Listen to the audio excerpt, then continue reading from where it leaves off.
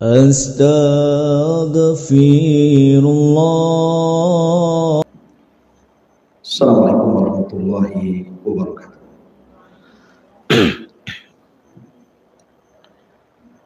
Alhamdulillah wassalatu wassalamu ala Rasulillah wa ala alihi wa sahbihi wa mawalah, la haula wa la quwwata illa billahi wa ba'd. Kita lanjutkan kajian kita, masih membahas kitab Minhajul Muslim, dan kita masuk pada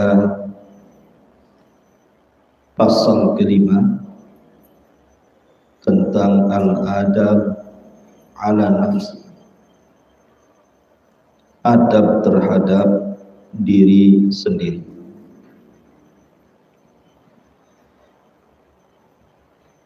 Adab terhadap diri sendiri artinya kita bicara tentang bagaimana caranya kita memperbaiki diri.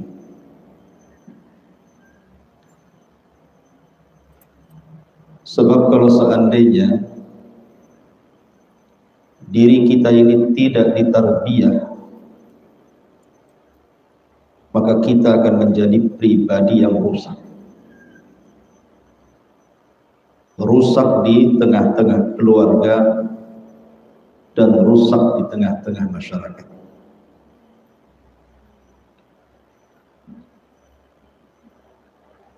Sebelum kita bahas apa yang dicatat oleh pengarang kitab ini,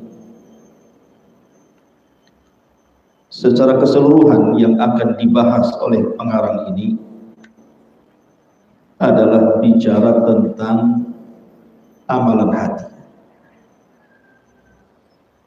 Karena di sini akan dibahas 4 perkara. Pertama, at-taubah, anjuran untuk bertobat. Yang kedua, al-muhasabah, anjuran untuk introspeksi diri. Tiga, muraqabah, anjuran bahwa kita tidak pernah lepas dari pandangan Allah Subhanahu wa ta'ala. Dan pembahasan yang terakhir bicara tentang mujahadah, sungguh-sungguh di dalam memperbaiki diri dan melawan hawa nafsu. 4 perkara ini bicara tentang amalan hati. Jadi yang dimaksud memperbaiki atau adab kepada diri sendiri itu dimulai dari memperbaiki hati. Karena Nabi SAW yang mengatakan, ala wa inna fil jasadi mudghah. Ingatlah bahwa dalam jasad manusia itu ada segumpal daging. Kalau dia baik, maka akan memperbaiki seluruh badannya. Tapi kalau dia rusak, maka akan merusak seluruh badan. Kata Rasul, itulah hati. Ma'asyiral muslimat yang dimuliakan Allah Subhanahu wa ta'ala, seseorang dengan agama itu ada 3 kelompok. Kelompok yang pertama adalah kelompok yang hanya sekedar memperdalam ilmu agama saja. Kemudian yang kedua, kelompok yang hanya sekedar beramal saja. Dan kelompok yang ketiga betul-betul menggabungkan antara ilmu dan juga amalan. Itulah yang disebut dengan hakikatuddin. Adapun kelompok yang pertama yang hanya bicara soal pengetahuan agama, maka ini bersyirikat antara mukmin dan kafir. Karena orang yang mempelajari agama Islam ini bukan hanya orang Islam saja. Orang-orang orientalis dari kalangan orang-orang kafir untuk menghancurkan Islam, dia belajar Islam. Sehingga kemudian dia pun betul-betul merusak Islam atas nama Islam. Itulah orang orientalis. Terkadang di antara mereka ada yang hafal Quran, hafal ribuan hadis, tetapi bukan untuk diamalkan, tetapi untuk menyerang Islam. Makanya kalau hanya sekedar memperdalam agama saja, apa bedanya antara kita dengan orang-orang orientalis itu? Kemudian yang kedua, amaluddin, orang yang hanya beramal dalam agama ini. Ini berserikat antara mukmin dan munafik. Orang yang beriman beramal, orang munafik pun sama beramal.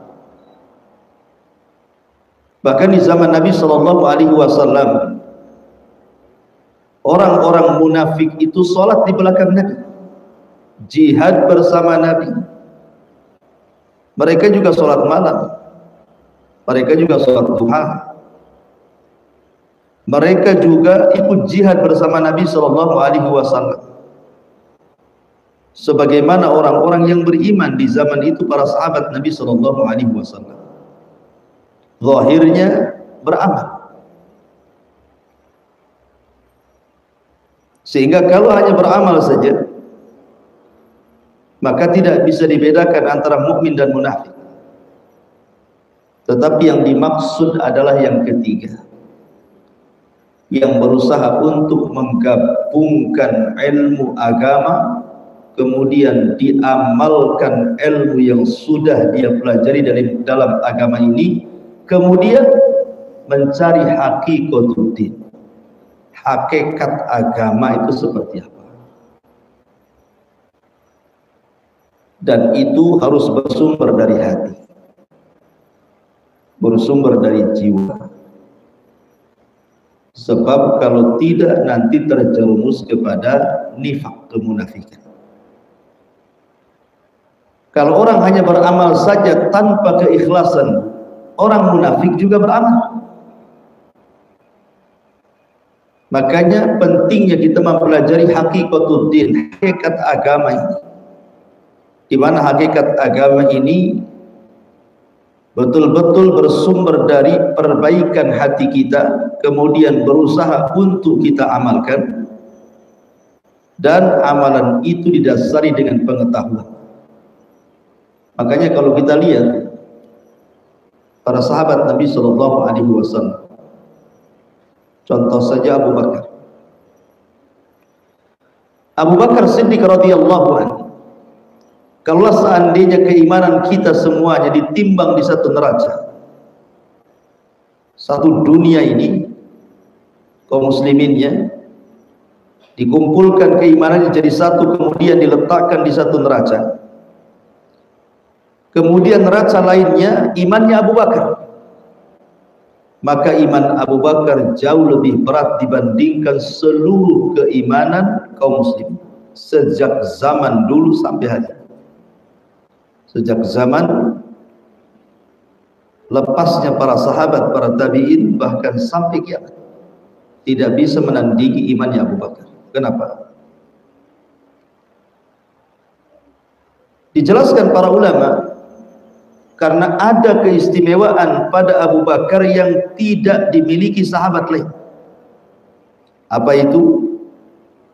Bima waqara fi qalbi, dari kejernihan, kebersihan hati yang dimiliki Abu Bakar Siddiq radhiyallahu anhu.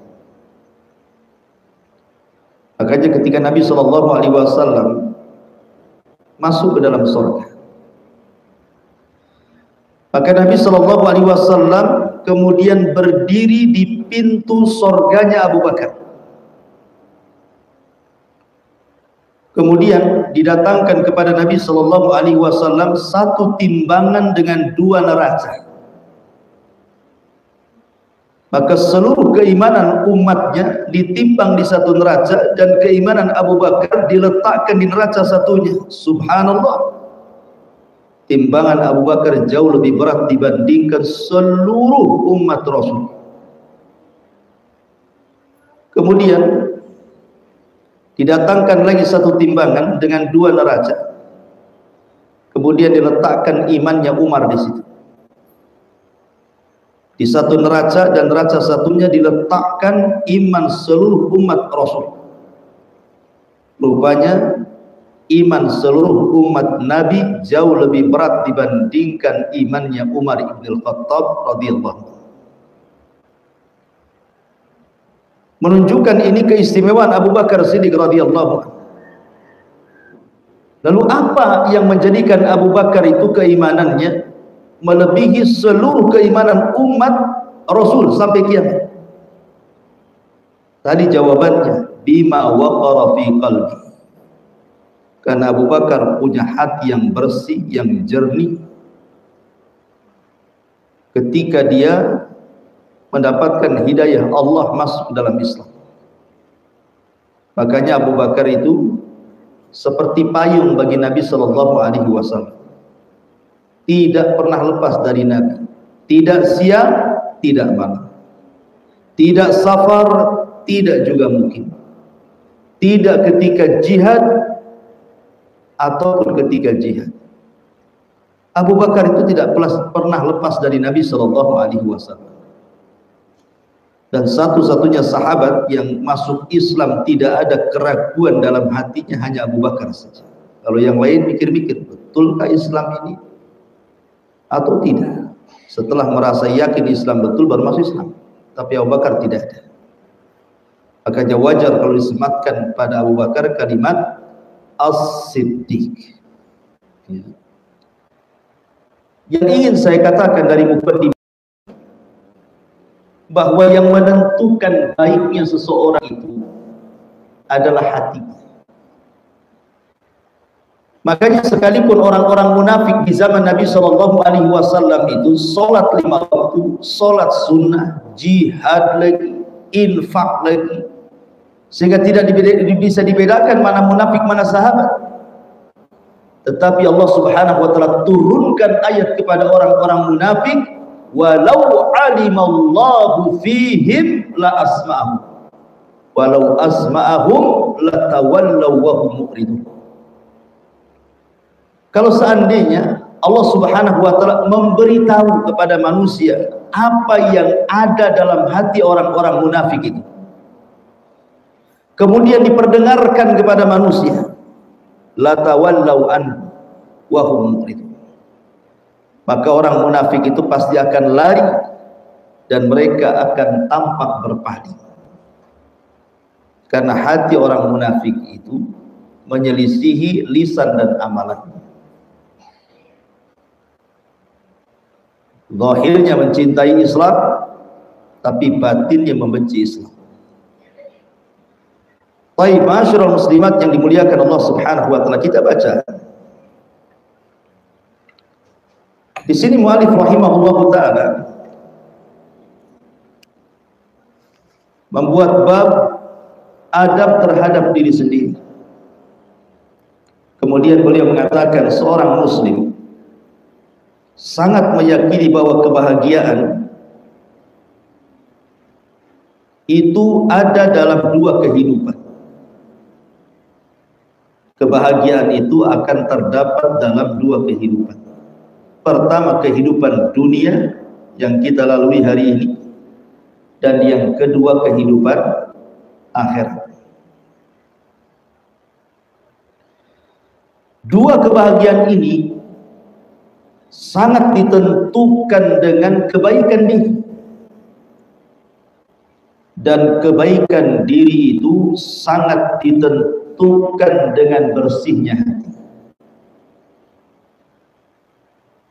Makanya Allah Subhanahu wa taala mengatakan qad aflaha man zakkaha wa qad khaba man dassaha. Sungguh beruntung orang-orang yang mensucikan jiwanya, dan sungguh merugilah orang-orang yang mengotori jiwanya.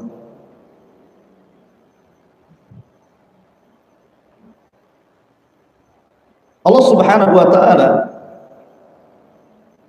kemudian berfirman juga, innal ladzina kadzdzabu biayatina wastakbaru anha la tufattahu lahum abwabus sama wa la yadkhulunal jannata hatta yalijal jamalu fi sammil khiyat wa kadzalika nazzil muhsinin lahum min jahannama mihad wa min fawqihim ghawash wa kadzalika najzil zalimin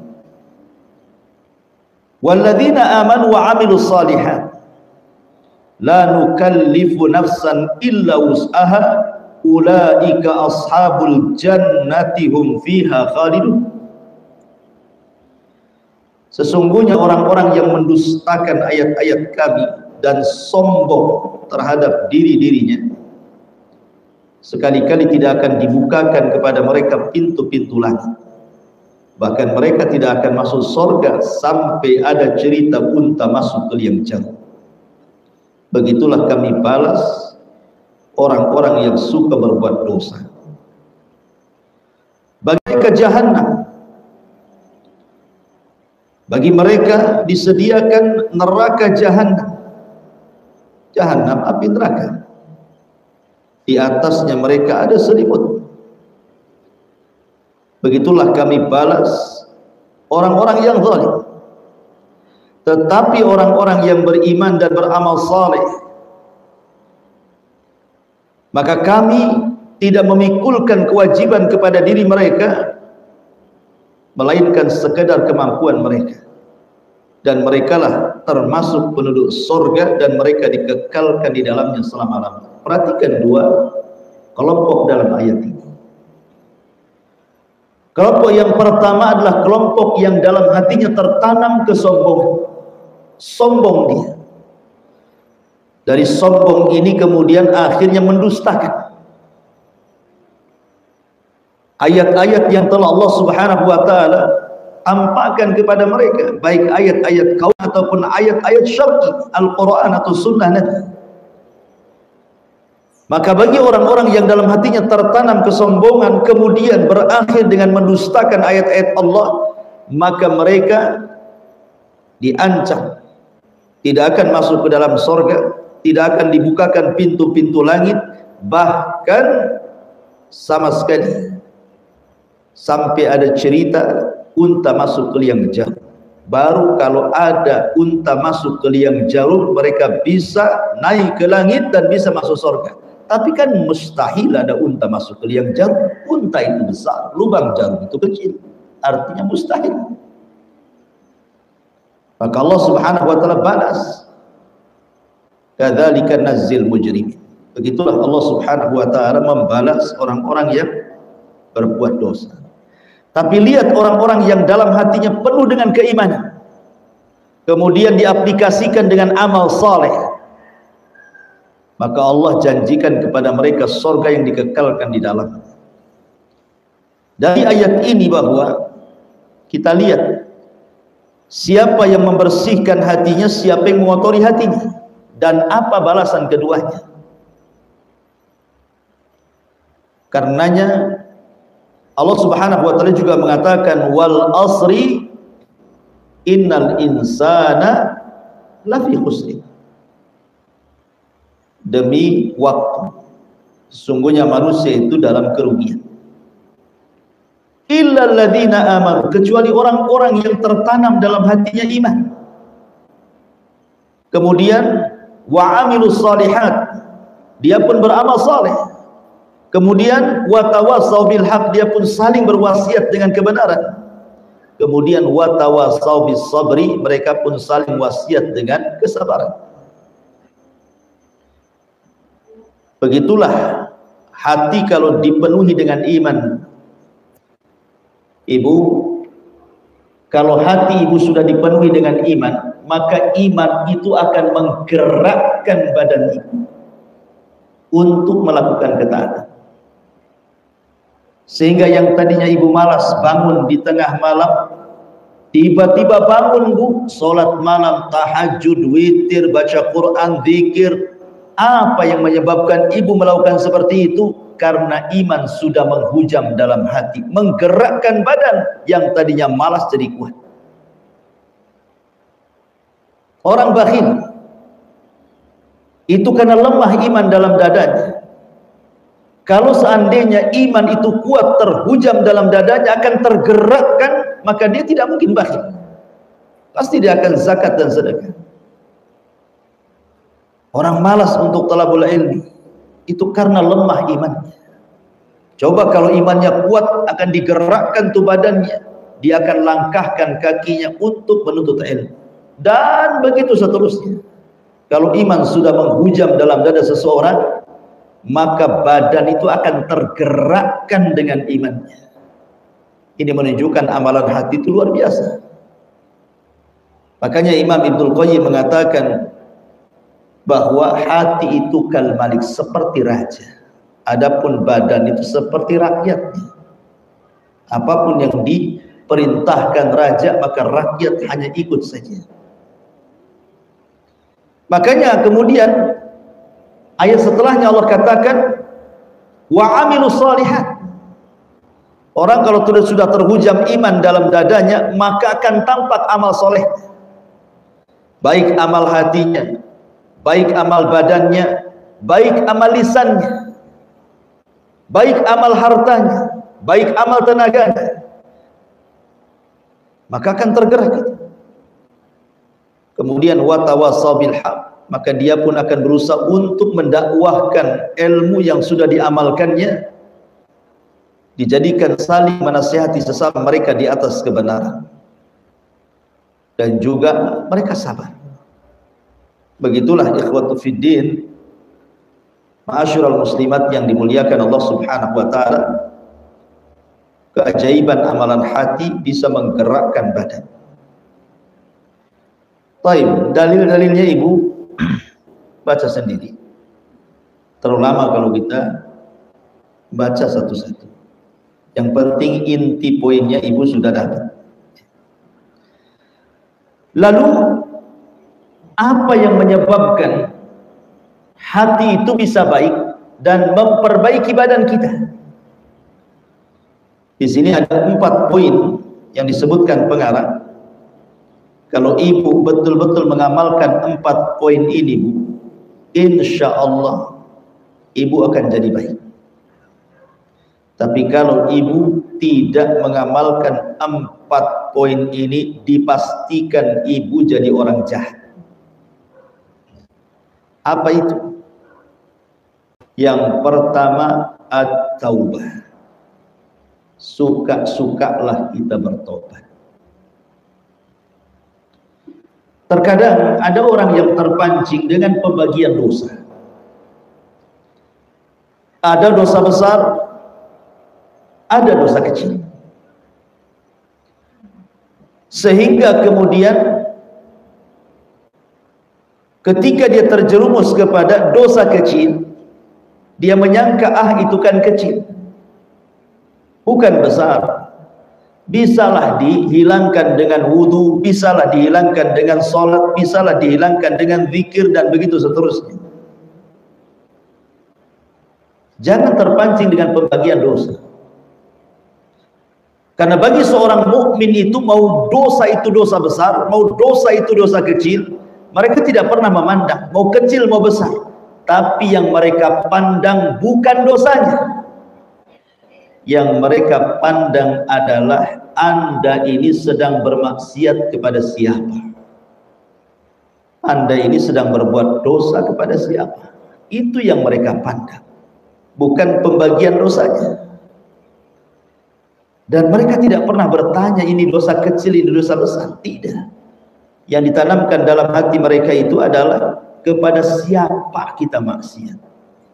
Kepada Allah. Maka tumbuh pengagungan kepada Allah Subhanahu wa ta'ala.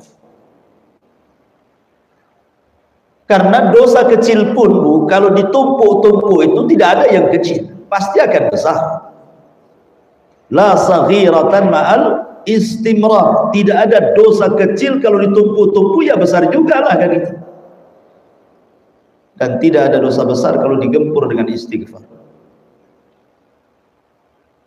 Taubat ini adalah satu jalan keberuntungan bagi kita. Makanya Allah mengatakan tubu ilallah la'allakum tuflihun. Bertobatlah kepada Allah agar kalian menjadi orang-orang yang beruntung. Kalimat la'alla yufidu tahqiq. Kata para ulama tafsir, dalam ayat ini la'alla ini tufidu at-tahqiq. Artinya kalau seseorang bertobat pasti akan beruntung. Bukan mudah-mudahan bisa beruntung, bisa tidak. Tidak, bukan itu pemahamannya. Karena la'alla dalam ayat ini memiliki makna tahqiq, artinya dipastikan ibu beruntung. Kalau ibu tobat dipastikan ibu beruntung. Tetapi kalau tidak bertobat, apa kata Allah dalam ayat yang lain? Fa illam yatubu faulaika humudz zalimun. Kalau mereka tidak bertobat, maka mereka termasuk orang-orang yang zalim, dan orang zalim tidak akan beruntung sama sekali. Orang zalim itu tidak akan sama sekali, tidak akan mendapatkan keberuntungan bagi orang-orang zalim. Maksud pengarang di sini dicantumkan pada poin pertama taubat ini, karena taubat itu satu jalan yang membuka diri untuk berbuat baik. Orang ini sudah berbuat jahat, ingin memperbaiki dirinya. Caranya gimana? Taubat. Orang sudah biasa minum khamr, tidak bisa ditinggalkan. Akhirnya banyak penyakit yang ada pada badannya. Dia ingin memperbaiki kesehatannya, dia ingin memperbaiki hubungannya dia dengan Allah, dan dia ingin memperbaiki segalanya. Caranya gimana? Tobat. Kalau ingin baik, tobat. Kalau tidak tobat, selamanya tidak akan baik. Karena keberuntungan itu ada pada tobat, tetapi kecelakaan itu ada pada kezaliman. Fa illam yatubu fa ulaika humudz zalimun. Kalau mereka tidak bertobat, maka mereka termasuk orang zalim.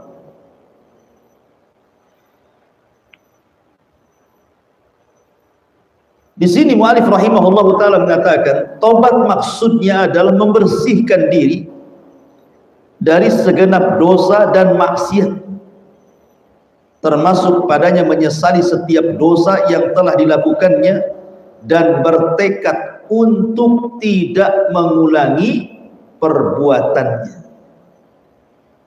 Dan kalau itu berkaitan dengan dosa sesama manusia, maka mintalah maaf darinya ataupun mengembalikan hak-hak yang pernah diambilnya. Taubat ini adalah amalan yang paling dicintai oleh Allah. Lallahu ahab lallahu afrahu bi taubata abdin. Sungguh Allah itu sangat bahagia dengan tobatnya seorang hamba, kata Allah. Nabi SAW mengatakan, sesungguhnya Allah Subhanahu wa ta'ala sangat bahagia dengan taubatnya seorang hamba. Jadi kalau kita tobat itu Allah senang. Subhanallah ya. Di antara sifat Allah itu al-wadud kan. Sifat Allah itu diantaranya al-wadud. Wadud itu artinya mahabbah. Allah itu memiliki sifat cinta. Cinta dengan hamba-hambanya. Kepada siapa? Kepada orang yang bertobat. Bahkan Allah Subhanahu wa ta'ala itu bisa membalik kebencian yang begitu lama dengan kecintaan hanya dalam sekejap mata. Seseorang berbuat dosa, Bu ya, Anggaplah 60 tahun dia berbuat dosa. Sejak lahir sampai 60 tahun berbuat dosa, tidak pernah dia jadi orang baik, jadi orang jahat saja. Ketika kemudian usianya sudah 60 tahun, sudah mendekati ajalnya, dapat pula hidayah. Maka tobat itu menghapuskan dosa 60 tahun yang pernah dia lakukan. Karena taubat itu tahjubu ma qablah, menutupi segalanya apa yang pernah dia lakukan sebelumnya. Apakah itu kekafiran, apakah itu kemusyrikan, apakah itu kemaksiatan. Itulah hebatnya Allah. Alhamdulillah kita punya Tuhan itu rahim. Rahmatnya mendahulukan dibandingkan murkanya. Dan itu tidak ada pada manusia. Contoh nih Bu, saya sakiti ibu setiap hari. Saya maki, saya gibah, saya rendahkan, saya laknat. Habis itu saya lempari lagi batu rumah ibu. Ganggu lagi sama saya. Selama bertahun-tahun. 40 tahun sajalah, kalau selama-lama. Tiba-tiba saya sadar, saya ingin minta maaf. Dimaafkan tidak? Belum tentu manusia itu bisa memaafkan. Padahal saya minta maaf itu tulus, betul-betul minta maaf. Terkadang lisannya minta maaf, hatinya pula tidak reda. Enak saja 40 tahun aku dihina, datang-datang minta maaf. Enak di engkau, tak enak di gua, katanya. Ya. Manusia itu untuk merubah dari benci ke cinta sesaat itu tidak bisa. Tapi Allah Subhanahu wa ta'ala, sekalipun orang sudah kurang ngajar dengan Allah berpuluh-puluh tahun, kalau dia datang kepada Allah membawa ampunan, Allah pun datang membawa ampunan yang sama kepadanya. Jadi jangan pernah putus asa, karena tobat itu jalan yang paling jelas memperbaiki diri. Kalau kita ingin baik, tobat. Tapi kalau tidak bertobat selamanya, diri ini tidak akan baik dan tidak akan pernah beradab. Ma'asyiral muslimat yang dimuliakan Allah Azza wa Jalla, lihat sejarahnya. Banyak para ulama-ulama dunia itu, Bu, yang kalau kita mengupas biografinya itu tidak semua berada di lingkungan baik. Ya, kebanyakan para ulama memang terlahir di lingkungan baik. Tapi ada juga ulama justru sebelumnya, artinya sebelum jadi ulama dia orang jahat. Saya contohkan dua. Fudail ibn Iyad, seorang ulama tabi'in. Fudail ibn Iyad sezaman dengan Abdullah ibn Mubarak. Fudail ibn Iyad ini dulunya mantan perampok yang sangat sadis, sampai namanya ma'ruf, terkenal karena kejahatannya, sehingga orang takut kepada Fudail ibn Iyad. Suatu hari tiba-tiba Fudail bin Iyad ini entah mengapa suka dengan seorang wanita. Dia pun kemudian mengintai wanita itu naik pula ke atas genting. Dibukalah satu genting, kemudian nampaklah dari genting itu wanita yang disukainya. Rupanya wanita itu adalah wanita salehah. Malam-malam dia sedang tahajud. Kemudian wanita ini membaca ayat, yang ayat itu terdengar pula sampai atap. Apa ayatnya? Alam ya'ni lilladzina amanu an tahsha'a qulubuhum bi dzikrillah wa ma nazala minal haq. Ketika Fudail bin Iyad mendengar ayat ini dibacakan, alam ya'ni lilladzina amanu, tidakkah sampai usia kepada orang-orang yang beriman itu? Sebagian ahli tafsir mengatakan yang dimaksud usia di sini artinya usia 40 tahun. Seolah-olah kalau kita artikan engkau itu sudah 40 tahun, tidakkah ingat Allah? Itu maksudnya. Alam ya'ni lilladzina aman, tidakkah sampai usia kepada orang-orang yang beriman itu antahsya'a qulubuhum, untuk takut hati-hati mereka kepada Allah, mengingat Allah, kembali kepada Allah, bertobat kepada Allah. Diingatkan dengan ayat ini, Bu Fudail ini langsung hampir terjatuh dari atapnya. Sejak itu dia tidak pernah merampok, tidak pernah ngintip orang, tidak pernah berbuat jahat. Dia pun berazam untuk zuhud dan thalabul ilmi. Akhirnya dia pun dari ulama ke ulama, dari ulama ke ulama, dari negeri ke negeri, dari daerah ke daerah menuntut ilmu. Akhirnya Allah berikan jalan, jadilah dia ulama dunia, Fudail ibn Iyad. Jadi baik kan begitu ya. Dia tobat. Yang membuka pintu dia jadi tobat dan jadi ulama itu adalah pintu tobatnya itu. Kisah yang kedua, ada seorang ulama namanya Imam Al-Qa'nabi, seorang muhaddits.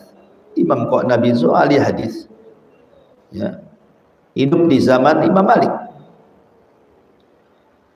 Jadi suatu ketika Imam Qa'nabi ini pemabok, dia kan pemabok dulunya, ahli mabok, tukang teler, mabok lah kan. Tiba-tiba kemudian di tengah jalan dia melihat ada rombongan, rupanya rombongan itu adalah rombongan Syu'bah.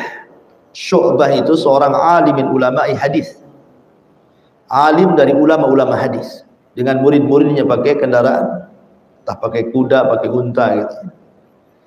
Tiba-tiba dicekat sama Qa'nabi ini. Mungkin mau dipalak begitu, namanya orang mabok begitu kan. Tiba-tiba kemudian murid-muridnya emosi itu, murid-muridnya Imam Syu'bah ini, dan turun dan hampir menghardik Imam Qa'nabi karena sudah lancang kepada ulama, menyetop jalan di jalan. Tapi Syu'bah mengatakan biarkan dia. Maka murid-muridnya mengatakan, ya Qa'nabi, menghindar kau. Hormati, di depanmu itu seorang alim, seorang ulama. Siapa yang tidak kenal Imam Syu'bah, seorang ahli hadis. Tiba-tiba kemudian Imam Qa'nabi mengatakan, oh kau seorang muhaddis ya, ahli hadis ya.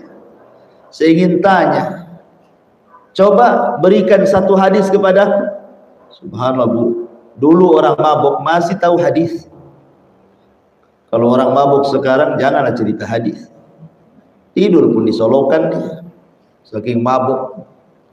Masih tanya sempat-sempatnya, kalau kau ulama hadis, kasihlah saya satu hadis. Maka kemudian Syu'bah membacakan hadis sampai kepada sabda Rasul, inna min kalamin nubuwatil ula idza lam tastahi fasna ma syi'ta. Sesungguhnya dari ucapan para nabi yang turun temurun adalah, kalau kalian tidak punya rasa malu, lakukan sekehendaknya. Oh, terngiang hadis ini telinga Qa'nabi. Tobat dia, setelah sadar tidak mabuk lagi, tobat. Dia pun kemudian melanglang buana, berputar dari satu negeri ke negeri yang lainnya, dari ulama satu ke ulama yang lainnya. Akhirnya Imam Qa'nabi menjadi alim min ulama'i dunia. Sama di zaman sahabat juga, Abi Dzar Al-Ghifari. Dulunya kan orang jahat, kemudian masuk Islam jadi baik. Karena memang tobat itu memperbaiki diri. Tobat itu memperbaiki diri. Dan itulah pintu pertama kalau diri kita ingin baik, tobat. Bertobat kepada Allah Subhanahu wa ta'ala. Ini yang pertama. Walaupun di sini ada beberapa dalil, nanti ibu baca sendiri. Kemudian yang kedua, setelah tobat, muraqabah, merasa diawasi. Ma'asyiral muslimat yang dimuliakan Allah Subhanahu wa ta'ala, kalau orang itu dalam hidupnya selalu merasa diawasi Allah Subhanahu wa ta'ala, pasti dia tidak mungkin melakukan kemaksiatan, walaupun dalam kesendirian dia.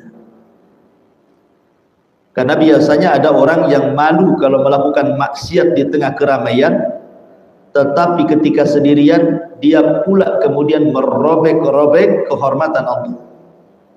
Apalagi dengan dunia hari ini, dengan hampir setiap tangan manusia punya handphone.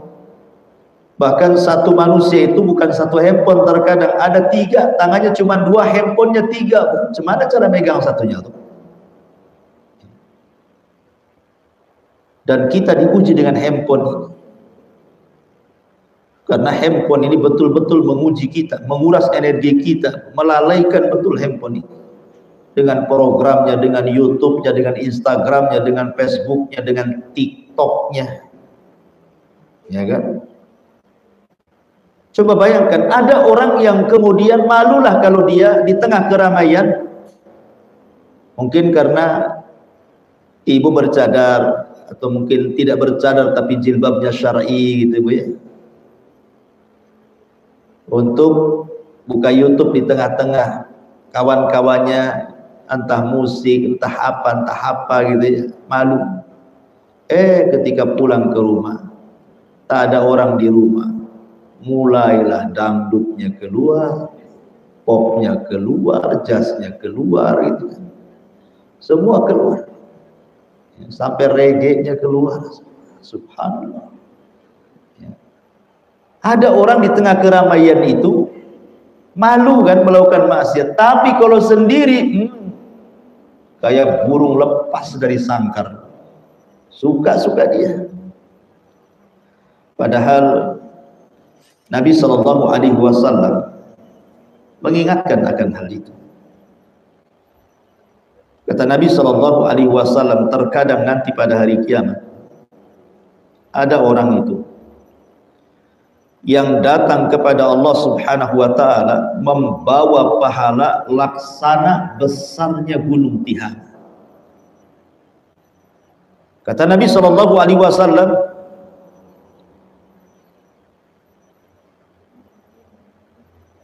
la'alamanna aqwaman min ummati ya'tuna yawmal qiyamah bihasanati amthali jibali Tihamah bidhan fayaj'aluha Allahu haba'an mansura.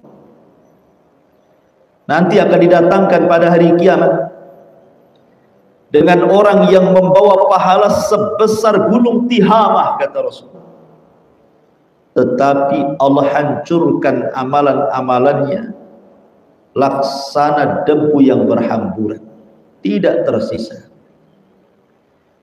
Kemudian sahabat heran, kok bisa orang yang datang kepada Allah sudah bawa pahala banyak, tiba-tiba sama Allah dihambur-hamburkan pahalanya laksana debu yang tidak tersisa. Maka di sini jawabannya. Kata Nabi SAW, karena idza khalau bimaharimillahi intahaquha, karena apabila mereka sendirian tidak dilihat orang, mereka pun berani merobek-robek kehormatan Allah Subhanahu wa taala. Makanya dosa khalawat itu, dosa tidak terang-terangan, sembunyi-sembunyi itu akan sulit sekali untuk ditinggalkan, kecuali orang-orang yang menanamkan muraqabah, merasa diawasi. Ibu yakin bahwa Allah itu basir, maha melihat, dan ibu yakin Allah itu sami, maha mendengar. Sehingga Allah melihat yang kita lakukan, Allah pun mendengar yang kita ucapkan. Dua sifat Allah, dua nama Allah ini saja sudah perbaiki separuh lebih kehidupan kita. Ibu mau maksiat, tak jadilah, Allah kan sedang melihat saya. Mau gibah, tak jadilah, Allah kan dengar ucapan saya. Pasti separuh kehidupannya akan baik. Dua nama ini saja kalau kita terapkan, As-Sami, Al-Basir, dan itu muncul sifat muraqabah nantinya di situ. Ma'asyiral muslimat yang dimuliakan Allah Subhanahu wa taala. Di sini mu'alif rahimahullahu taala kemudian mencantumkan beberapa dalil. Di antaranya wa man ahsanu dinan mimman aslama wajhahu lillah wa huwa muhsin. Dan siapakah yang lebih baik agamanya daripada orang-orang yang ikhlas menyerahkan diri kepada Allah sedangkan dia mengerjakan kebaikan. Dan juga Allah mengatakan wa man yuslim wajhahu ilallah wa huwa muhsin faqad istamsaka bil urwatil wuthqa. Dan barang siapa yang menyerahkan diri kepada Allah sedangkan dia orang yang berbuat kebaikan, maka sesungguhnya dia telah berpegang kepada buhul hati yang kokoh. Lihat, orang yang ketika beramal dia serahkan kepada Allah, artinya muraqabah, maka orang ini dianggap mengerjakan kebaikan atau dianggap dia telah berpegang kepada buhul tali yang kokoh luar biasa, yang tidak mungkin putus hubungan dia dengan Allah. Makanya ketika Nabi SAW ditanya soal ihsan, apa itu ihsan? An ta'budallaha ka'annaka tarahu fa illam takun tarahu fa innahu yarak. Beribadahlah kepada Allah seolah-olah Allah akan melihatmu. Jika kamu tidak bisa melihatnya, maka sungguh dia telah melihat. Ma'asyiral muslimat yang dimuliakan Allah Subhanahu wa taala. Di sini mu'alif mencontohkan beberapa kisah salaf tentang muraqabah itu. Yang pertama, dikatakan kepada Junaid, seorang alim rahimahullahu taala, dengan apa kita menundukkan pandangan kita? Maka beliau menjawab, dengan ilmumu bahwa zat yang melihatmu lebih mendahului daripada pandanganmu terhadap objek yang dituju. Maksudnya gini, ingat bahwa kalau kita hendak memandang sesuatu yang maksiat, umpamanya melihat handphone, dalam handphone itu macam-macam kan maksiat, terkadang film-film yang tidak senonoh, gambar-gambar yang tidak pantas untuk dilihat, berita-berita hoax, fitnah-fitnah, gibah-gibah dan macam-macamnya kan. Paling lengkap tuh maksiat di handphone, Bu. Paling lengkap karena handphone ini menggabungkan semua maksiat. Syiriknya ada, bid'ahnya ada gitu. Apa yang ada maksiat di luar handphone itu semua ada dirangkum dalam handphone. Jadi seolah-olah handphone ini rangkuman dosa. Karena semuanya ada di situ. Dukun ya di situ, punya podcast lagi, ya kan? Kemudian dai-dai yang menyuruh kepada jahanam ya di situ. Ya. Kemudian dosa-dosa yang mengundang untuk melakukan dosa besar ya di situ. Nah, kayak sekarang nih musim Piala Dunia kan, Bu. Wah, ada judi di mana-mana. Bahkan yang lebih parah lagi, dilalaikan dia sholat, sibuk nonton, mata dah merah pun tidak peduli kalau udah Piala Dunia. Subhanallah, itu handphone itu memang semua maksiat ada di situ. Kalau orang tidak punya sifat muraqabah, maka akan sulit orang itu meninggalkannya. Minimalnya memilah-milah mana yang boleh dilihat, mana yang tidak. Tetapi di sini ulama salaf rahimahullahu taala, Al-Imam Junaidi rahimahullahu taala mengatakan, coba tanamkan kepada hati, sebelum engkau memandang kepada objek maksiat, Allah sudah lebih dulu memandang kita. Itu namanya muraqabah. Jadi sebelum pandangan kita jatuh kepada objek maksiat, Allah sudah lebih dulu memperhatikan gerak-gerak kita. Kalau CCTV saja bisa memperhatikan gerak-gerik yang dilihat kameranya, bagaimana Allah yang menciptakan CCTV itu? Jelas Allah Subhanahu wa taala muhitun bi kulli syai'in ilma, meliputi segala sesuatu. Kalau CCTV itu kan hanya satu ruangan saja, Bu. Ya, umpamanya ibu naik motor gitu ya, nggak pakai helm, cekrek, kena lah di lampu merah. Ya di lampu merah itu saja kan cekrekannya, atau mungkin ada polisi, tampaklah ibu pakai helm, rupanya di depannya polisi bawa handphone, cekrek lagi, kena lagi. Ya itu saja kan. Tapi kan nggak kemana kena kan, terbatas gitu loh. CCTV manusia itu terbatas, pantauan manusia kepada manusia terbatas. Tapi pantauan Allah itu, Bu, tidak pernah rusak. Kalau CCTV-nya rusak kan selesai itu. Ya, kalau handphonenya polisi lobet gitu ya, semana lagi, nggak bisa dia potong. Ya. Tapi Allah nggak ada lobetnya. Ya. Pandangan Allah itu tidak rusak, tidak lobet bahasa kita. Mau diterang-terang nampak orangnya, mau digelap-gelap tidak nampak orangnya, mau dalam gedung, mau di luar gedung, mau di padang pasir, di tengah hutan, di tengah kota, di desa, dimanapun Allah itu melihat kita. Sehingga kalau itu yang ditanamkan, nggak ada orang maksiat itu, pasti orang itu akan berbuat baik. Cuman masalahnya tidak tertanam pula tuh sifat muraqabah itu, sehingga jadi kebiasaan maksiat itu. Ya. Makanya yang ketiga, ada yang disebut dengan muhasabah. Muhasabah itu artinya introspeksi diri, mengaca. Ya, bahasa kitanya ngaca lah gitu ya, supaya tahulah muka ibu kayak apa di kaca. Maksudnya di sini seorang muslim itu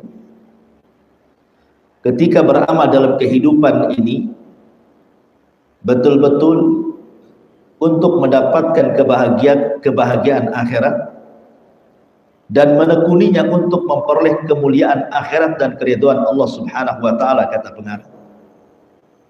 Dunia adalah ladang untuk beramal.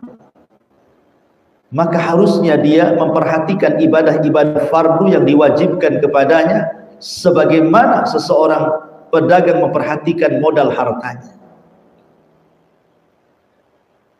Ma'asyiral muslimat yang dimuliakan Allah Azza wa Jalla, muhasabah ini artinya janganlah hari ini lebih buruk dibandingkan hari kemarin.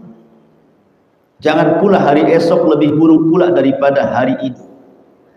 Tapi jadikan hari ini jauh lebih baik dibandingkan hari kemarin, hari esok jauh lebih baik lagi dibandingkan hari ini. Muhasabah diri ini penting, kenapa? Karena bisa mendidik kita untuk lebih baik lagi. Sebelum ibu mencaci maki orang, tengok dulu, pantas enggak dia dicaci maki, dan bagaimana kita kalau dicaci maki. Tak jadi dia mencaci. Ketika ibu mau menggibah orang, ibu bayangkan gimana rasa orang gibah itu kalau saya gibah dia dengar. Dan itu ibu terapkan. Bagaimana pula kalau ada orang yang gibah sama ibu, macam mana rasanya? Mungkin yang ia rasa sama pula dengan yang ibu rasa. Sakitnya tuh di sini. Ya. Jadi cobalah introspeksi diri. Jangan mudah kemudian menyakiti orang, mencari kesalahan orang gitu. Sibukkan menghitung kesalahannya di sendiri gitu. Karena biasanya orang yang sibuk kemudian mengkritik orang, mencari-cari, mencongkel-congkel aib orang itu, hakikatnya aib dia lebih banyak dibandingkan aib orang itu. Makanya kita ini juga sekali lagi, Masya Allah, kita ini punya Tuhan, Allah Subhanahu wa ta'ala itu adalah Maha Ghafur. Apa makna Ghafur itu? Ghafur itu artinya pengampun. Dan Ghafur itu ada dalam bahasa Arab namanya Mighfar. Mighfar itu penutup kepala. Jadi kepalanya tidak tampak karena pakai helm perang, itu dalam bahasa Arab disebut Mighfar. Jadi Ghafur itu dari Mighfar. Artinya ketika kita bertobat kepada Allah Subhanahu wa ta'ala, Allah itu bukan hanya sekedar memaafkan, tapi menutup aib. Gitu ya. Kita siang berbuat dosa nih, malam kita minta ampun, Allah maafkan, habis itu Allah tutup aib kita di siang hari. Kemudian malam kita buat maksiat, kemudian besoknya kita tobat, Allah maafkan, Allah tutup kita di malam hari. Subhanallah, sitir. Ya. Coba kalau seandainya Bu, setiap dosa itu disingkapkan oleh Allah, tidak pernah ditutup aib kita, nggak ada orang yang mau hidup di bumi, malu dia, malu. Ya. Cobalah introspeksi. Sebelum kita ini melangkah itu, mikir dulu maksudnya, mikir dulu. Sebelum kita sombong itu, dari mana engkau berasal, sedang apa engkau hidup, dan kemana engkau pergi. Seperti ada seorang alim namanya Malik ibn Dinar. Malik ibn Dinar. Tiba-tiba lewat di hadapannya Muhallib ibn Sufra. Muhallib ibn Sufra ini seorang pimpinan perang, mungkin bahasa kitanya jenderal. Tapi jalannya sombong. Mentang-mentang jenderal, jalannya sombong, dibusungkan aja. Kata Malik ibn Dinar, la tamshi hakadha. Jangan kau berjalan kayak gitu. Karena orang yang jalan sepertimu ini yubghidu Allah. Allah tidak suka, Allah benci. Ya, jangan sombong. Tiba-tiba Muhallib mengatakan kepada Malik ibn Dinar, ngomong sembarang saja kan. Kamu tidak tahu siapa saya, kata. Itulah kadang-kadang begitu ya, orang sombongan gitu ya. Baru RT saja, aku nggak tahu siapa saya RT di sini loh. Itu baru RT. Atau mungkin baru ibu pimpinan majelis taklim di sini. Kau jangan macam-macam, aku loh pimpinannya di sini. Itu baru pimpinan majelis taklim, udah sombong. Gimana jadi presiden Bu? Kuadrat. Ya, sombong. Jadi kata Malik ibn Dinar ini sama Muhallib ini, aku tahu siapa kamu. Aku tahu siapa kamu. Bahkan aku lebih tahu siapa kamu dari kamu sendiri, katanya. Seperti biar Malik ibn Dinar. Bahkan aku lebih tahu kepadamu dibandingkan kamu sendiri. Muhallib menyangka boleh jadi mungkin dia akan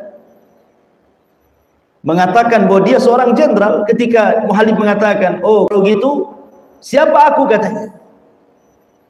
Kata Malik ibn Dinar mengatakan, engkau itu adalah manusia yang keluar dari lubang najis, dan sekarang di perutmu membawa kotoran najis, dan kelak ketika engkau mati, engkau akan jadi bangkai yang ditinggalkan manusia. Itulah engkau. Ya.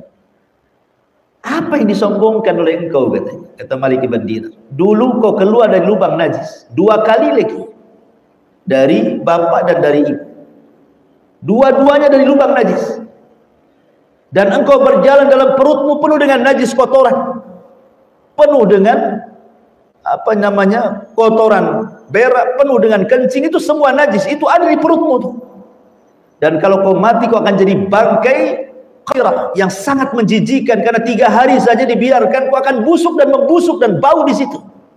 Apa yang kau sombongkan, kata Malik ibn Dinar. Baru dia paham siapa dia, kata Muhallib. Masya Allah, akhirnya dia bertobat, ya kan? Jadi ma'asyiral muslimat yang dimuliakan Allah Azza wa Jalla, begitulah orang itu kalau introspeksi diri kan, harus tahu siapa kita, dari mana kita berasal, sekarang kita ada di mana, dan kita mau pergi kemana setelah ini. Coba pikirkan, muhasabah itu namanya. Supaya kita ini makin baik lagi. Ini saya kalau mati ini selamat nggak itu dari mungkar nakir? Ini kalau saya mati ini tersentuh adab kubur atau tidak? Kalau saya mati ini nanti dibangkitkan ini, hisab saya mudah atau sulit? Terus dipikirkan sama dia. Kemudian di satu sisi dia memperbaiki diri. Itu namanya muhasabah. Ya. Dan yang terakhir, ini yang paling penting, mujahadah dari semuanya. Ibu tidak bisa tobat dan sulit bertobat. Ibu tidak akan mampu untuk muraqabah. Ibu tidak akan sanggup untuk muhasabah, kecuali ibu melakukan yang terakhir ini dengan mujahadah. Ya. Betul-betul ibu jadi mujahid. Mujahadah itu artinya perang melawan hawa nafsu. Karena yang melalaikan orang untuk tobat hawa nafsu. Orang yang melalaikan untuk tidak muraqabah hawa nafsu juga. Orang yang melalaikan tidak muhasabah hawa nafsu juga. Makanya kalau orang sudah sampai tingkat mujahadah, bisa mengalahkan hawa nafsunya, maka tobat ringan bagi dia, muraqabah ringan bagi dia, muhasabah mudah bagi dia. Dan Allah katakan, walladzina jahadu fina lanahdiyannahum subulana wa innallaha lama'al muhsinin. Dan orang-orang yang berjihad untuk mencari keridhaan kami, ya, benar-benar akan kami tunjukkan kepada mereka hidayah kami, dan sesungguhnya Allah beserta orang-orang yang berbuat baik. Lihat bagaimana Allah iringkan dua kata dalam ayat ini, mujahadah dan hidayah. Di sini ada dua kata dalam surah Al-Ankabut 69 ini. Allah gabungkan dan Allah sebutkan satu nafas, mujahadah dan hidayah. Kenapa? Karena tidak mungkin ibu dapat hidayah kecuali setelah mujahadah. Mujahadah itu sungguh-sungguh, jangan malas, memaksakan diri untuk ibadah supaya jadi terbiasa. Ya. Ma'asyiral muslimat yang dimuliakan Allah Subhanahu wa taala. Kalau kita dirundung rasa malas, karena manusia itu kan tidak lepas daripada semangat dan futur kan Bu ya. Manusia itu kan tidak semangat, tidak lepas daripada dua perkara. Satu sisi dia semangat, sisi lain kadang-kadang dia futur. Kadang-kadang rajin lah ibu ke pengajian, kadang-kadang hilang pula di pengajian. Kadang-kadang orang itu rajin baca Quran, kadang-kadang dia malas. Kadang-kadang dia rajin sholat malam, kadang-kadang dia malas. Begitulah manusia, terhubung antara dua, kalau tidak semangat malas. Lah ketika rasa malas itu menimpa kita, maka terapkan yang keempat ini. Cobalah kita mujahadah, lawan tuh hawa nafsu, lawan kemalasan itu, supaya istiqomah. Karena mujahadah itu artinya seseorang memperbaiki hati dengan sungguh-sungguh sampai mati.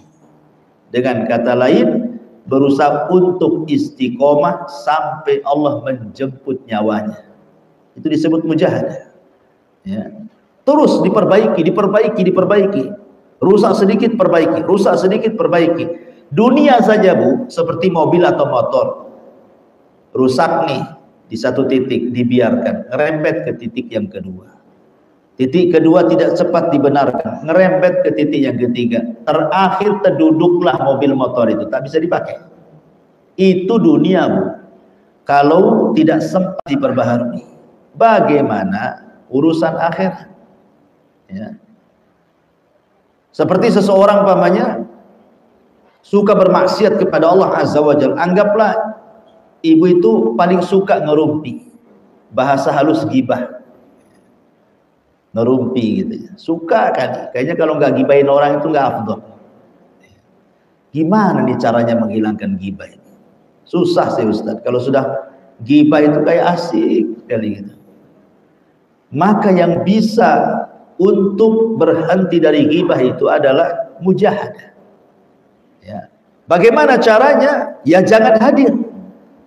Tapi nggak enak Ustaz kayaknya kaki ini mau dilangkahkan aja ke majelis ini. Ya.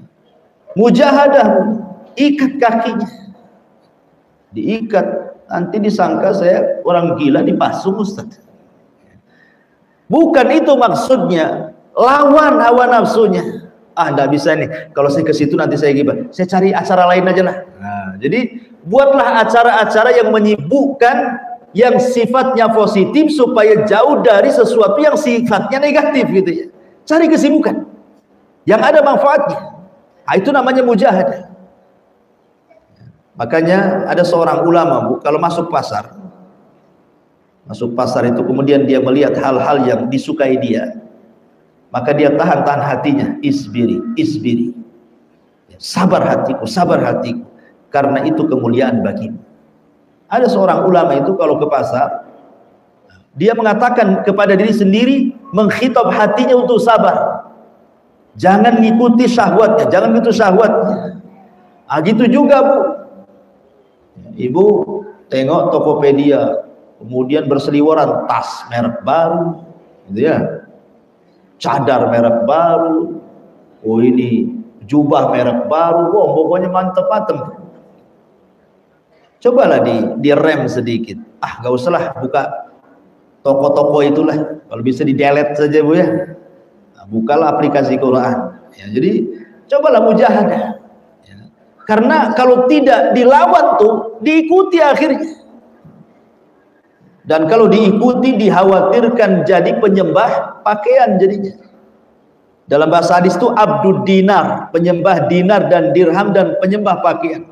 Ini hanya contoh saja. Bahwa ada orang yang nyembah dinar, ada orang yang nyembah dirham, ada orang nyembah pakaian. Kalau mau diluaskan ya macam-macam. Ada yang nyembah tas, ada yang nyembah sendal, ada yang nyembah jubah, ada yang nyembah cadar. Semua ada yang nyembah macam-macam. Ketika keinginan kita kuat untuk memperolehnya, ya, kemudian yang dituju itu mengatur kehidupannya, jadilah kita hamba dia. Ibu nih, nampak jubah bagus sekali nih. Ya, nampak tuh di iklan-iklan tuh. Kemudian diatur sama jubah itu. Kata jubah itu kalau bisa ngomong, kau kalau mau beli aku, kumpulkan uang sebanyak-banyak katanya. Hargaku itu bukan harga pasar-pasar kaget. Akhirnya ibu sikit-sikit bohongi suami kan. Bang, kayaknya harga di pasar mahal nih. Lauk saja sekilonya kemarin 100, sekarang 120 tuh. Rupanya masih 100, yang 20-nya ngumpulin untuk beli baju tuh. Itu hamba baju tuh namanya. Ya. Kenapa kok? Karena nggak bisa melawan dia. Makanya kenapa mujahadah itu penting. Saking pentingnya itulah makanya al jaza min jinsil amal, balasannya pun besar karena sesuai dengan amalannya. Orang yang berjihad itu luar biasa gitu. Karena jihad itu yang paling besar kata Imam Ibnul Qayyim rahimahullahu taala adalah jihad melawan hawa nafsu dibandingkan jihad berperang dengan pedang. Ya. Jadi bagaimana Rasulullah SAW dicontohkan seperti mu'alif di sini. Kita akhiri dengan contoh di sini. Bagaimana Nabi SAW, coba bayangkan dia sholat malam-malam. Dingin, gelap, gak ada orang, sepi, sunyi, senyap. Rasul bangun tengah malam. Tiap malam. Sampai kakinya pecah-pecah lagi. Aisyah radhiyallahu anha, kasihan Rasul, kau kan Nabi, sudah diampuni dosanya yang telah, yang sedang, dan yang akan datang. Sudahlah, cukup-cukupan yang wajib saja. Tapi Rasul mengatakan, ya Aisyah, afala uhibbu an akuna abdan syakura. Salahkah saya menjadi hamba yang bersyukur? Ya. Rasul mencontohkan bangun malam, apalagi kan cuaca di Arab kan beda. Kita ini alhamdulillah cuacanya enak gitu ya, nggak seperti di sana. Sana ekstrim cuacanya, di sini enak kan. Yang di sini saja yang stabil gitu ya, cuacanya nggak panas nggak dingin, susah bangun. Sempat ibu di Eropa yang dinginnya berapa derajat itu nggak bangun-bangun itu. Makanya kemudian Rasul mencontohkan beginilah jihad melawan hawa nafsu dalam segala hal. Ya, lawan kebakhilan, lawan kemalasan, lawan kelemahan untuk ketaatan kepada Allah Subhanahu wa taala. Wallahu alam. Ini diantara pembahasan adab terhadap diri sendiri. Baik, sebelum saya tutup silakan mulai bertanya.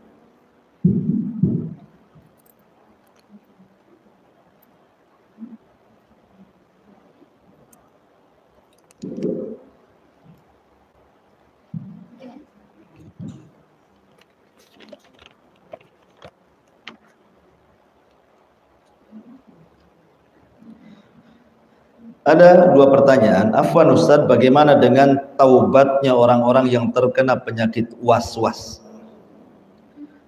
Setiap saat bertobat dan terus berjuang untuk bisa sembuh dari was-was.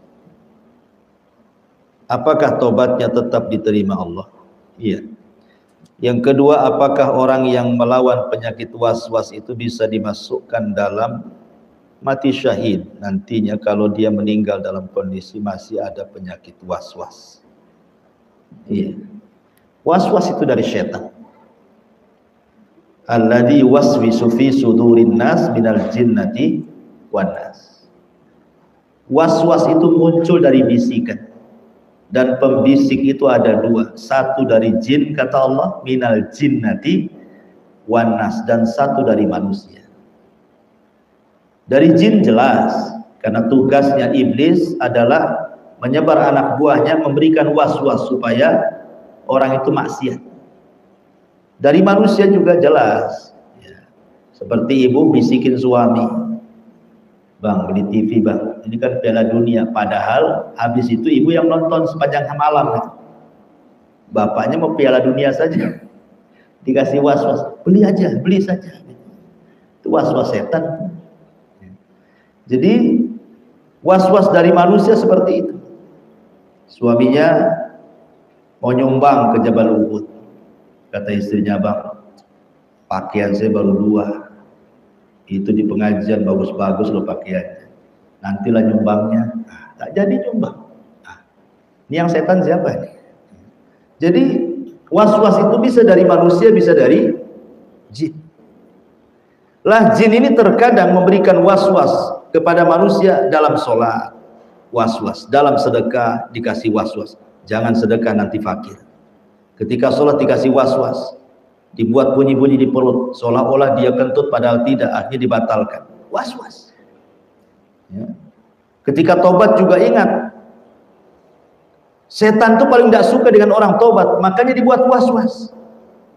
Seperti yang terjadi kepada seseorang di zaman Nabi SAW yang mau hijrah, ingin masuk Islam, dan dia sudah tua, seorang penyair, dihadang sama orang kafir. Kalau nggak salah Aknas namanya ya. Wahai Aknas, kau ngapain? Kata dia, saya ingin ke Madinah, ingin masuk Islam. Maka orang-orang kafir Quraisy mengatakan, janganlah, kami loh sudah dipersulit dengan Hasan ibn Thabit, penyairnya si Muhammad, kau pula mau gabung jadi penyair, makinlah sulit kami di sini. Nah, akhirnya dikasih syubhat, kasih was-was. Aknas, kalau engkau masuk ke agama Muhammad itu, agama Muhammad itu mengharamkan zina loh, kau nggak akan berzina lagi. Agama Muhammad itu mengharamkan khamr, kau nggak bisa mabuk lagi nanti. Nah, dikasih was-was tuh. Ya, tetapi karena ingin bertobat, dia nggak peduli. Kemudian tidak bisa juga dikasih was-was. Akhirnya kata mereka, gimana saja, kalau kau batalkan ke Madinah, kami sediakan 100 ekor unta. Oh, masuk was-wasnya. 100 ekor unta, boleh juga tuh katanya. Nggak jadi dia masuk Islam. Milih 100 ekor unta, kena was-was dia. Ya. Akhirnya diambil 100 ekor unta, pulang dengan menunggang 1 unta, untanya jatuh di tengah jalan, terperosok ke lubang, mati dia akhirnya. Coba, unta nggak dapat, Islam pun tak didapat, rugi dunia akhirat. Jadi was-was ini adalah dari setan, makanya bulawan was-was dengan keyakinan, yakin Allah menerima tobat saya, yakin Allah pasti mengampuni saya, yakin Allah itu maha pemaaf. Jangan putus asa, ya. Jadi apakah orang yang melawan penyakit was-was itu bisa dimasukkan dalam mati syahid? Tidak. Orang mati syahid itu sudah ada. Yang syahid itu yang pertama syahid ma'rakah, dan paling tinggi syahid dalam peperangan. Itu paling tingginya syahid adalah syahid dalam pertempuran. Makanya tidak dimandikan, tidak dikafankan, tidak disolatkan, main kubur saja, karena dia syahid dalam pertempuran. Ada syahid karena perkara lain, seperti mati karena kolera, penyakit perut, mati terkena runtuhan, mati ketika melahirkan, mati saat tenggelam, itu syahid juga, asalkan orang baik yang matinya. Kalau orang jahat tidaklah. Jadi orang penyakit was-was ya kalau mati ya mati di atas was-was lah jadinya. Maka jangan was-was. Takutnya ketika was-was itulah, was-wasnya bukan hanya sekedar was-was, tapi was-was tentang adanya Tuhan. Karena ketika orang meninggal itu, Bu, sakaratul maut, setan akan datang. Nanti akan membisikkan, masuklah ke Yahudi, masuklah ke Nasrani, itu agama lebih benar dari agamamu. Nanti dibuatnya kita murtad dengan was-was itu. Maka berlindunglah dari was-was dengan membaca muawwidataini. Qul a'udzu birabbin nas. Taib. Kemudian yang selanjutnya, kapan waktu yang tepat untuk melakukan introspeksi diri? Ya setiap hari, setiap saat, setiap jam. Introspeksi diri itu tidak dibatasi tempat dan waktu. Tetapi biasanya munculnya introspeksi diri itu dikarenakan hidayah sudah masuk. Kalau hidayah nggak masuk, Bu, mau dinasihati mau apa saja tetap aja keras hatinya. Tapi kalau hidayah sudah masuk, berpikir nih, wah saya ini sudah tua, umur pun sudah separuh abad, masa saya kayak gini terus, sampai kapan saya ini? Dan nanti kalau saya mati sulul khotimah, celaka saya. Akhirnya dia berubah. Ya, makanya minta hidayah, minta untuk berubah. Terutama di waktu-waktu yang mustajab. Di waktu-waktu yang mustajab. Baik, kemudian bagaimana dengan pikun yang baru hijrah? Pikun yang baru hijrah dan belajar agama di depan orang. Fulan masih mengikuti temannya yang belum hijrah karena Fulan takut dikatakan sok suci dan terlalu Islam ekstremis. Bagaimana dengan Fulan, bukan pikun ini ya, salah baca. Ini orang yang baca yang salah, yang nulis. Bagaimana dengan Fulan yang baru hijrah dan belajar agama di depan orang? Fulan masih mengikuti temannya yang belum hijrah karena Fulan takut dikatakan sok suci dan terlalu Islam ekstremis. Contoh, masih mendengar musik di tempat walimah, di rumah yang mana orang lain menghidupkan musik tersebut dan tidak berani menegur. Iya, ya jelas. Bu, mukmin yang kuat itu lebih baik dibandingkan mukmin yang lemah. Mukmin yang menghindari keramaian orang itu tidak lebih baik dibandingkan mukmin yang hidup di atas keramaian. Karena manusia itu disebut manusia karena makhluk yang bersosial. Itulah manusia. Makhluk bersosial, tidak bisa hidup sendiri. Ibu hidup sendiri untuk tidak mendapatkan ujian tidak lebih baik dibandingkan orang hidup di tengah-tengah masyarakat dan ada ujian. Artinya kita harus hidup bersama orang. Gak bisa kita ini kemudian menyendiri gitu ya, merasa benar sendiri lah bahasanya masyarakat kepada kita ini. Tetap bergaul. Tapi dalam bergaul ini kan ada batasan-batasan. Karena namanya syubhat dan syahwat itu setiap hari mengintai kita. Awalnya sih alasannya seperti yang ibu katakan di sini, takut dikatakan Islam ekstrim. Akhirnya main ke rumah kawannya, kemudian adalah yang karaoke di situ. Ibu pura-pura tak tahu. Awalnya sih benci, lama-lama suka, lama-lama goyang pula tuh jari. Syubhat itu akan masuk di situ. Lama-lama kemudian terlalaikan dengan musik. Akhirnya suka, akhirnya ibu pula jadi pemain musik. Quran ditinggalkan, musik pula diagungkan. Karena Quran dengan musik itu berlawanan. Orang kalau suka Quran tidak suka musik. Orang kalau suka musik dipastikan tidak cinta Quran. Lihat para pemusik itu. Mereka tidak cinta Quran. Mereka hidupnya hanya untuk musik saja. Siang nyetel musik, siang malam. Walaupun di kamar mandi pun dia nyanyi sendiri. Ya. Jauh daripada Quran. Makanya dahulu untuk membendung dakwah Rasul itu, orang-orang jahiliyah mengundang para biduan wanita. Ya. Untuk supaya orang-orang tidak terpengaruh dengan Rasulullah. Ya. Adapun yang ingin saya tangkap dari pertanyaan ini, kalau memang di keramaian orang ya nggak ada masalah, Bu, datang ke walimah, kemudian di situ ada organ tunggal gitu ya, ada nyanyi-nyanyi, orangnya buka aurat dan lain sebagainya, Bu ya. Umpamanya kalau kita datang nanti kerusakannya lebih besar daripada maslahatnya, nah, gimana nih caranya? Ya sudah, datang seperlunya. Ya, setelah datang makan, setelah selesai makan kasih amplop ke pengantin, kemudian salam, pulang. Kalau dikira mungkin kerusakannya jauh lebih besar kalau tidak datang. Tapi jangan dituruti. Ini kan menuruti namanya ya, supaya tidak disangka Islam ekstremis. Islam itu tidak ada yang ekstrim. Islam itu indah. Yang ekstrim itu kan ininya, oknumnya ada yang ekstrim, tapi Islamnya tidak ada yang ekstrim. Islam itu indah, Islam itu rahmat ya. Orang yang tidak tahu Islam itulah menganggap Islam itu ekstrim.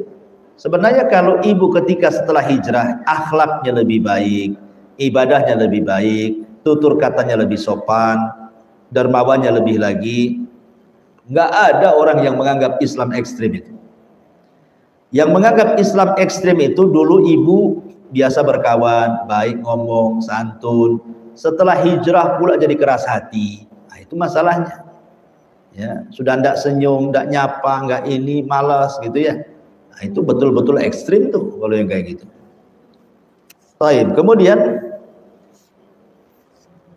Ustaz, kapan waktu